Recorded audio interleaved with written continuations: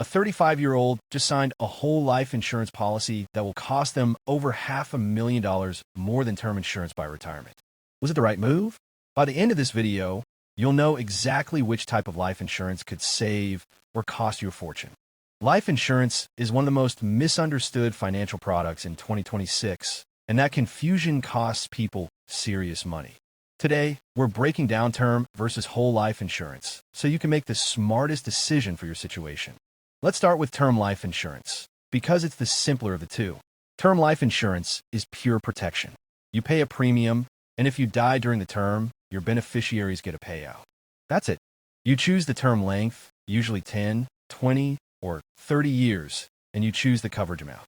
Maybe you need $500,000 of coverage for 20 years while your kids are growing up and you're paying off your mortgage. Here's the key thing. Term insurance is incredibly affordable. A healthy 30-year-old in 2026 can get a $500,000, 20-year term policy for around $25 to $35 per month. That's less than your streaming subscriptions. But here's the catch with term insurance. If you outlive the term, you get nothing back. No payout, no refund, nothing. The policy simply expires. Some people call this renting insurance. Now let's talk about whole life insurance, which is completely different. Whole life insurance has two components: a death benefit like term insurance, plus a cash value account that grows over time. With whole life, your premiums are much higher, but part of that money goes into an investment account that builds cash value. This cash value grows tax-deferred, and you can borrow against it or withdraw it during your lifetime.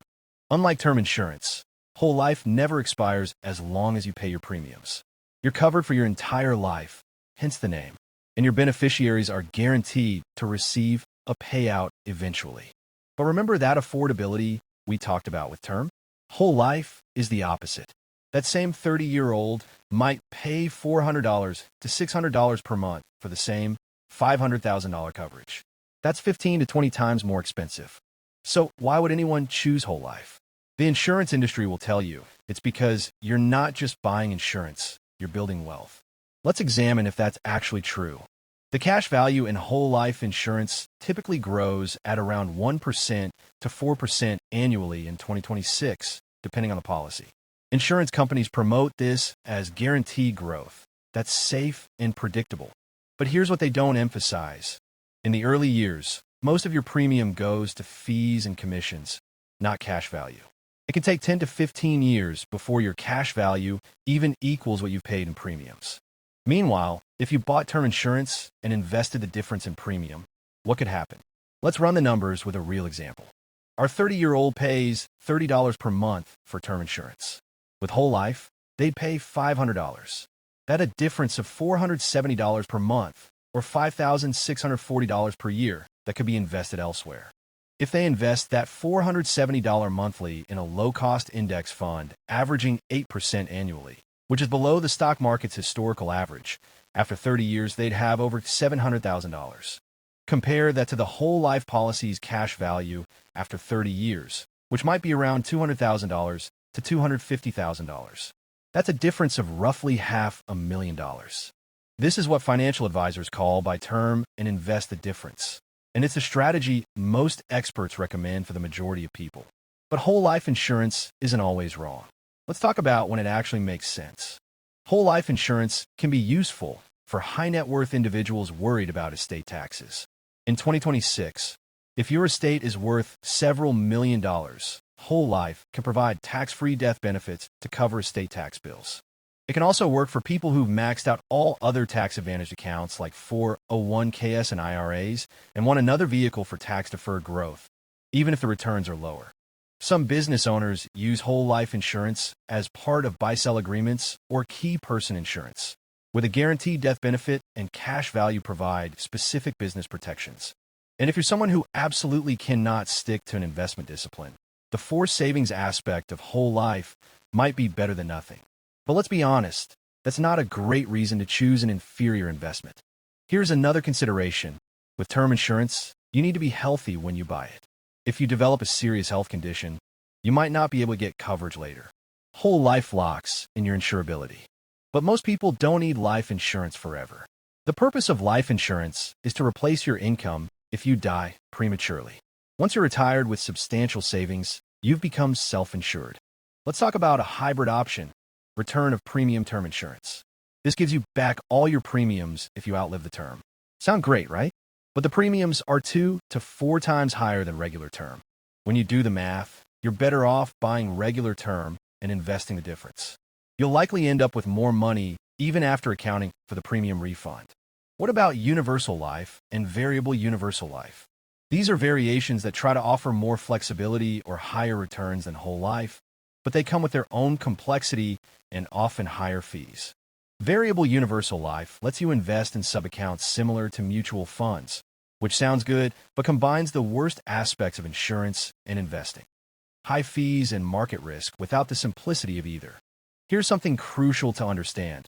Insurance agents often make massive commissions on whole life policies, sometimes 50% to 100% of your first year's premium. This creates an incentive to push these products hard. Term insurance commissions are much smaller, which is why you'll rarely see aggressive marketing for it. Follow the incentives, and you'll understand why you're being sold what you're being sold. So how do you actually decide what's right for you? Start by asking yourself, why do I need life insurance? If it's to protect your family's income while you have dependents and debts, term is probably your answer. Calculate how much coverage you need. A common rule is 10 to 12 times your annual income, adjusted for your specific debts, income replacement needs, and future expenses like college. Choose a term that covers your highest risk period. If you have young kids, a 20 or 30-year term gets them through college. If you're close to paying off your mortgage, maybe a 15-year term works. Shop around. Premiums can vary significantly between companies for identical coverage. Use online comparison tools, but also work with an independent broker who can quote multiple carriers for you. Buy when you're young and healthy. Rates increase with age and health conditions. A 30-year-old pays a fraction of what a 50-year-old pays for the same coverage. If someone is pushing whole life on you, ask them to show you the internal rate of return on the cash value, not just the death benefit. Ask about all fees. Ask about surrender charges if you cancel early. Request an in-force illustration that shows exactly how your cash value grows year by year, and compare that to what you could earn investing the premium difference in a simple index fund. Remember, if you already have whole life insurance, canceling it isn't always the right move either. If you've had it for many years, you may have passed the high fee period and the policy might now be worth keeping. Get a second opinion from a fee-only financial advisor who doesn't sell insurance. They can analyze your specific policy and situation without a conflict of interest. Here's the bottom line for most people watching this. Term life insurance plus disciplined investing in low-cost index funds will likely build more wealth and provide better protection than whole life insurance. You separate your insurance needs from your investment strategy, which keeps both simple, transparent, and cost-effective. This is the approach that Warren Buffett, Dave Ramsey, and most financial experts recommend. But if you're in that small percentage of people with estate tax concerns, max retirement accounts, or specific business needs, whole life might have a place in your financial plan. Just make sure you understand exactly what you're buying.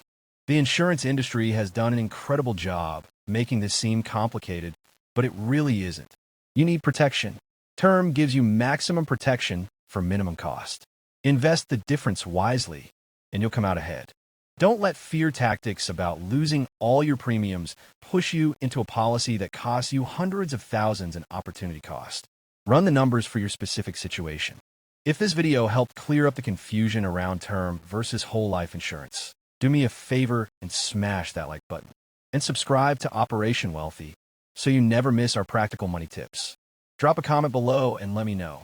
Do you have term or whole life insurance, and what made you choose it?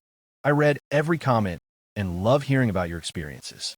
Life insurance is just one piece of your financial foundation. Make sure you're also maxing out your employer match on your 401k, building an emergency fund, and eliminating high-interest debt. Remember, the best financial product is the one you understand, can afford, and that aligns with your actual goals. Don't buy complexity you don't need. Stay smart with your money, and I'll see you in the next video.